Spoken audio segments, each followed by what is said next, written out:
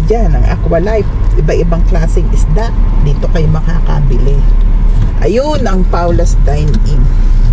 Tapos na po kami ng aming kabuhayan. Uwian na. Pero may nire-repair pa. So, hindi pa po pa sila makakauwi. Kami lang. Okay. Let's go. Sa aming way palabas. Pag ganitong oras, wala na masyadong tao dito. Oh. Wala na. Puro ano lang kami. Puro take out. Ay, wala pala akong seatbelt. Okay. Let's go. Ayan. Maganda ang panahon.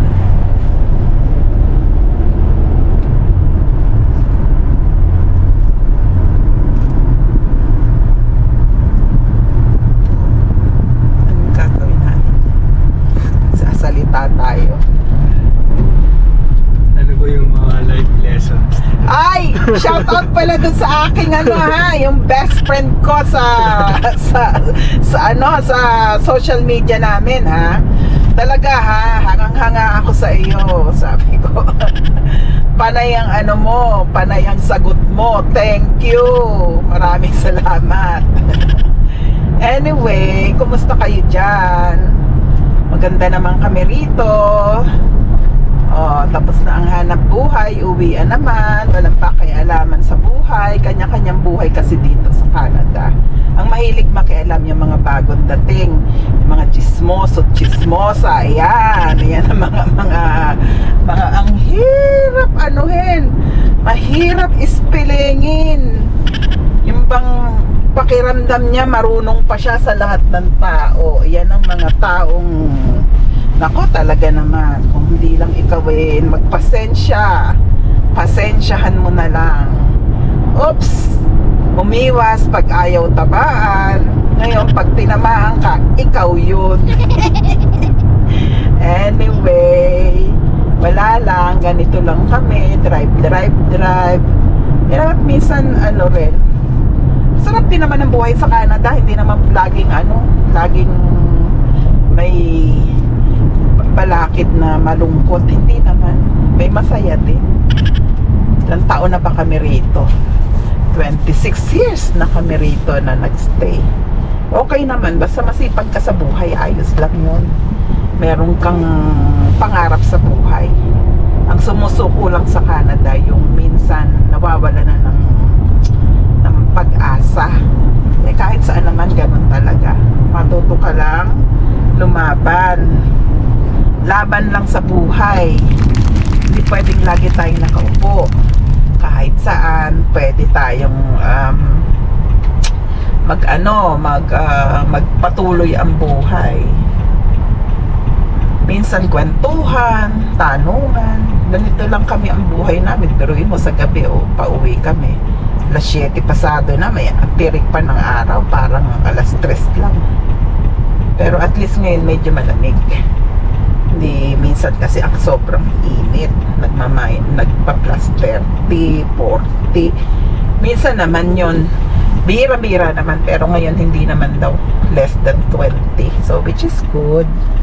Intersection, papunta kami dun sa Glenmore. Papuntang south na Glenmore. Ganito lang kami ang buhay. May makikipag magalingan. Ngayon.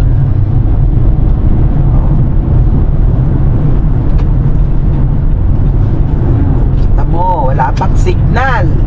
Estudyante pa lang. Ganyan po ang mga estudyante dito ng truck na nag-aaral. Baka naman hindi siya estudyante, pero hindi siya gumagamit ng ng signal ng walang courtesy sa kalsada. Kaya po meron tayong mga ilaw sa sasakyan sa likod, yung nagbi-blink na ganon. Ibig sabihin po nun, tinuruan tayo ng ating mga magulang ng kabutihang asal. Kapag po kukunin nyo yung linya sa kabila, gumamit po ng ilaw. Courtesy po yun. Para sabihin ng mga tao pag nakita kayo meron kayong manners sa pagdadrive. Kaya po may mga ilaw na bumiblink-blink-blink yan. Kasi binibigyan nyo ng signal yung katabi nyo. At pag nagdadrive naman po kayo, wag namang dikit na dikit sa puwit ng ano, masama po iyon. Baka po tayo'y mabunggo. Dapat po ganyan, ganyan ng layo. Hindi po malapit na malapit. O, di ba? Kasi pag malapit ka, pangit ding ano yun, wala kang manners din sa pagdadrive pag nilapitan mo yung nasa puwitan. O, kung bigla kang i-brake check nun, lagot ka. Bunggo ka, ikaw may kasalanan kasi you drive so near.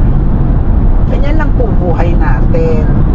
Paminsan, 80 daw. 80 naman ako kasi minsan may nanguhuli dito sa may Glenmore na area na to.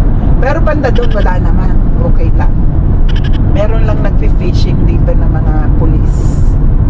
Pero ngayon nawala na, hindi na katulad ng dati. 80 naman ang takbo ko. Ngayon lang, pero minsan maldita rin. Nag-drive ng mabilis, lalo na pagpagod na. Wala naman masyadong sasakyan. Kita mo, luwang-luwang nga, walang sasakyan eh. Signal sa kaliwa dahil ang daming mga sasakyan doon. Signal ulit, kunin yung isa, ganun. Driving 101 ngayon ng Tita Rose. Diba? Kailangan ganun. Kailangan masaya ang buhay at bawat tao.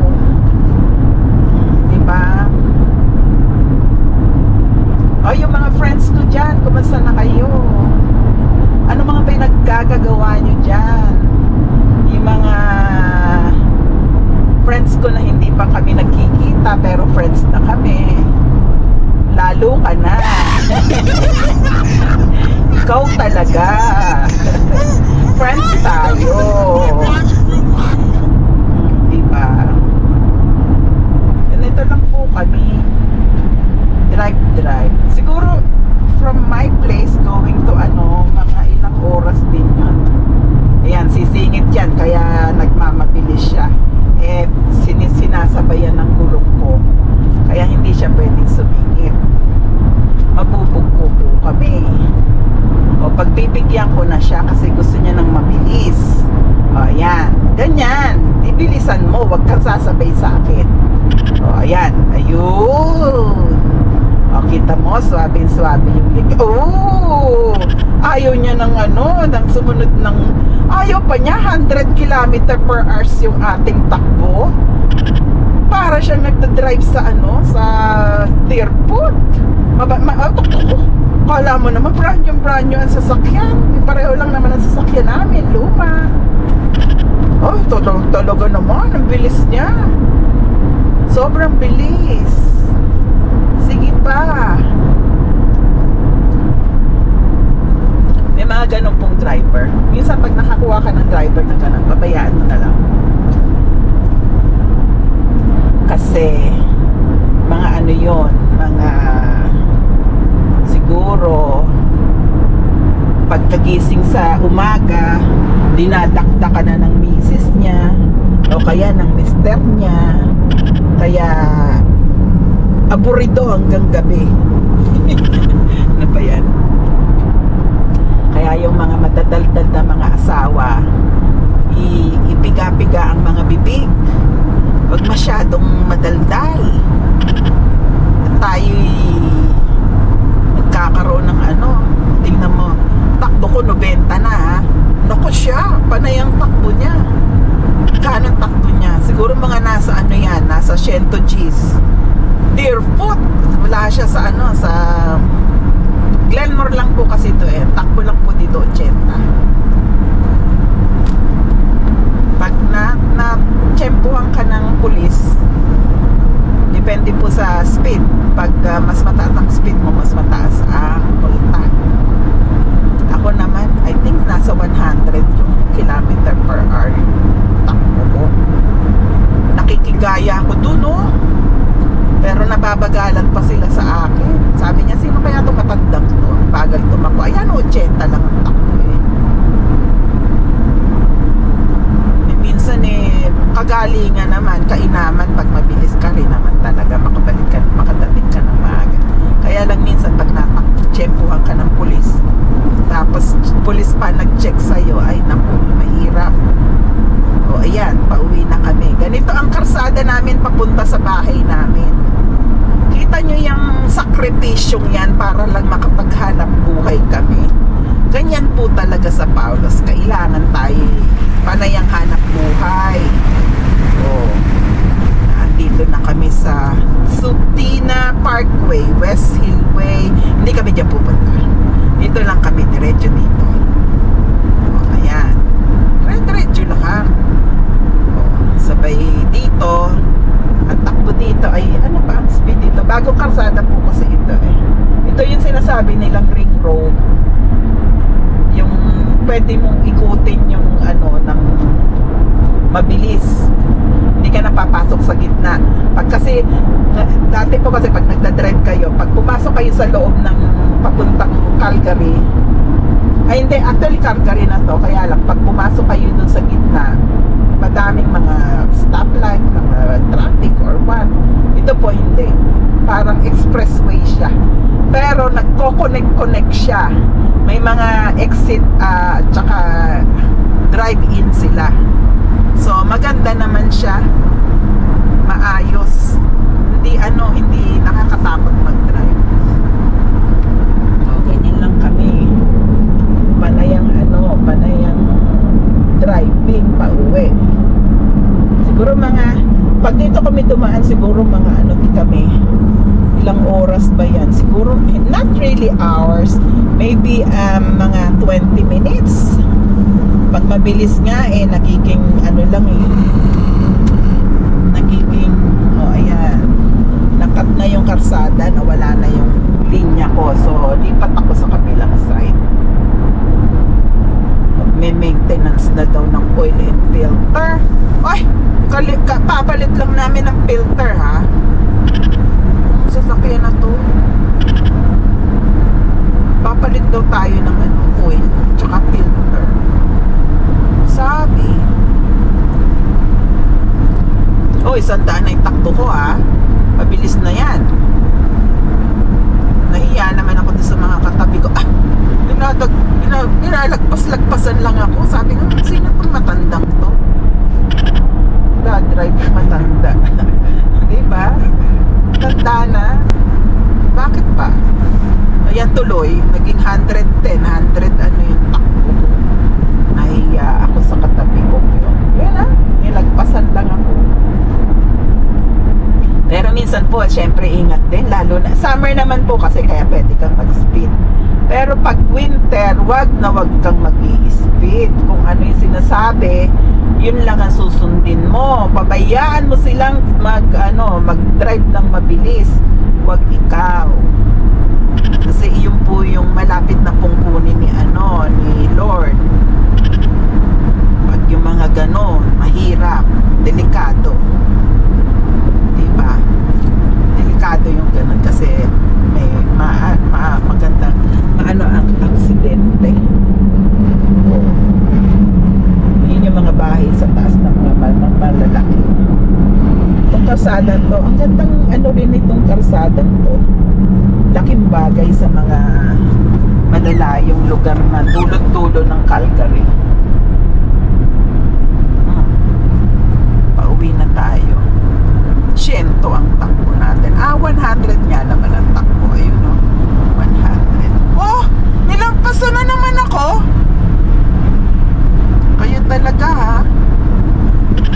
Wala, nakikipagkwentuhan kasi ko sa inyo. Kaya ganun. May reason. Hindi, pag po ako nag-drive, mabilis din po ako mag-drive ngayon lang. Kunyari lang yan. Papaano lang ako sa inyo, nagpapag-good shot. Pero pag po ako nag-drive, mabilis din. Kaya lang, ganun po pala talaga pag tumatanda ka na. Minsan nawawala na yung mo, nawawala na yung may tawag doon yung minsan kasi pag nagda-drive ka, tapos yung mabilis kang mainis, mabilis kang mabwisit sa katabi mo or sa mga taong nakapaligid sa iyo pag nagda-drive ka. Ngayon hindi na, binababayaan ko na. Sabi mo, oh, eh di gusto mo mauna. Eh di mauna ka na. Sige, bilisan mo pa. Pag ikay nahuli ng pulis eh. Mahal ng multa. Ganon din pala doon. Pag meron kang karamihan talaga ng tao dito sa Canada, ganito lagi ang buhay. Papasok sa umaga, uuwi sa gabi. Kagandahan lang po dito sa amin ay pag nagdalawang double job ka, papaldo ka. Pagod ka nga, pero malaki din naman ang pero malaki din naman ang tax. Minsan magugulat ka na lang, may utang ka pa sa kanila. Diba? Ganun talaga dito. Pero yun naman tax ay pinakikinabangan naman ng mga tao. Hindi pwedeng hindi pakinabangan. O, tayo ba'y nakakailang minuto na?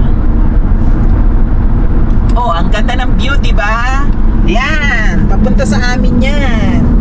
Pero hindi kami dyan. Doon lang kami, doon sa kabilang side. Maganda rin po yung view dito. Malaluwang ang karsada. Oh, ang luwang ng karsada. Dito na pala ako. Right? Going to be here. Akala ko pupunta pa tayo ng Stony eh. Kadudaldal ko eh. Buti na lang. Lapit na kami. Kahinaan ko, nahiya ako dito sa katabi ko, baka sabihin eh. Niyayabangan ko siya. Pareho lang naman kami. Luma ang sasakyan namin. Mahirap lang po kami. Miski may mga sasakyan. Di po totoong may mga sasakyan na yayaman. Pero, secret to ha. Ang tunay pong mayayaman sa sa Canada, hindi po mahilig magbababag ng kung ano-ano, yung mga LV, yung mga Birkin or what?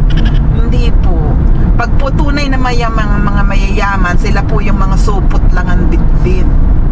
Sila po yung ang mga sasakyan, yung mga mumurahin. Yan. Nagpapatawa lang po ako ha. Huwag niyong papatulan ng mga pinagsasasabi ko. Alam niya naman ang Tita Rose.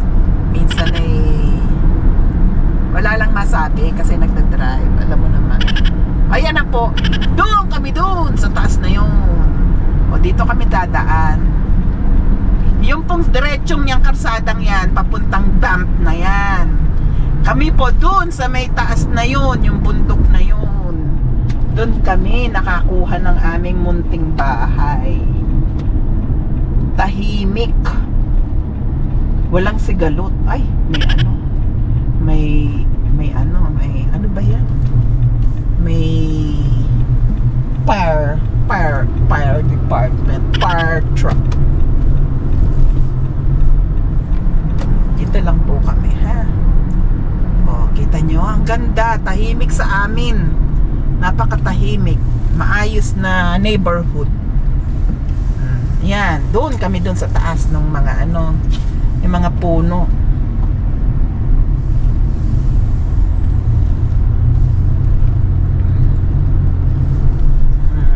Diba? Maganda din dito. Tahimik. Oh, na mo yung sasakyan may aso. Nakatanaw pa siya. Ayun. Naka yung ulo. Gusto nila yan yung may hangin. Oh, 3-way stop. Pag po sinabing 3-way stop, total stop ka. Oh, kung sino nauna, yun ang nauna. Kung sino ang nauna, yun po yung pupunta sa pupuntahan mo. Kung sino yung nahuli, yun po yung huli. Tapos, pag po 3-way stop, pag nagkasabay kayo, bibigyan mo ng kailangan kasi pag nagdadrive kayo, nagtititigan din kayo sa mata. Ayan, ang ganda ng pagka-yellow niya. Ano kaya yung yellow yan? Ganda, no? Ayan. Nandito na kami sa taas. Ganito kami lang. Pauwi na. Napaka ano po itong community na to, napaka solemn ba, tahimik. Yung lugar niya napakatahimik, hindi siya ano. Yun po ang gusto kong lugar na ano, yung hindi maraming sasakyan. Yan. Ito na kami. Itong community to tahimik. Tapos marami ding mga iba-ibang mga lahi ding nakatira. Pero the first time na pumunta kami rito, walang masyadong ang Pilipino yata dito, parang 3 lang kami, 3 pamilya that time. But it's been a while.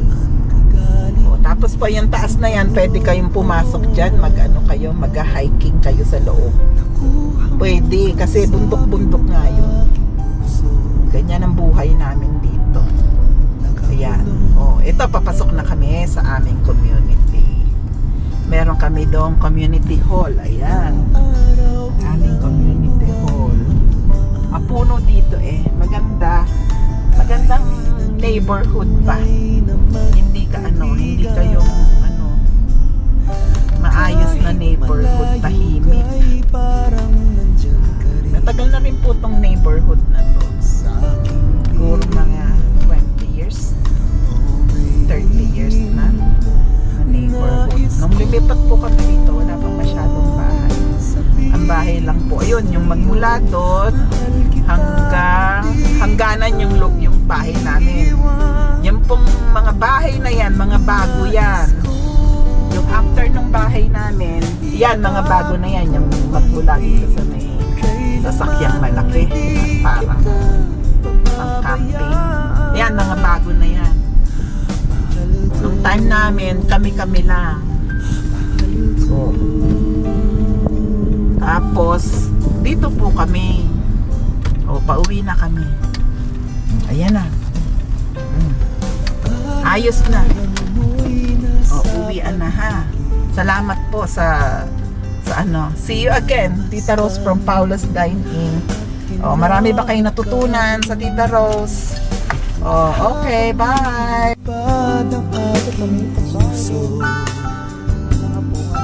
May binabanggit, may sinasambi, nais ko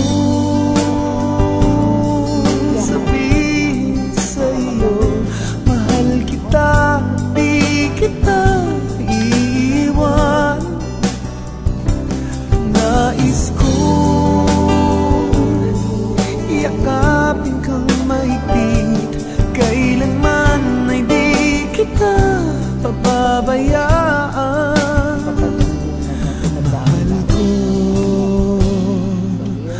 Mahal ko,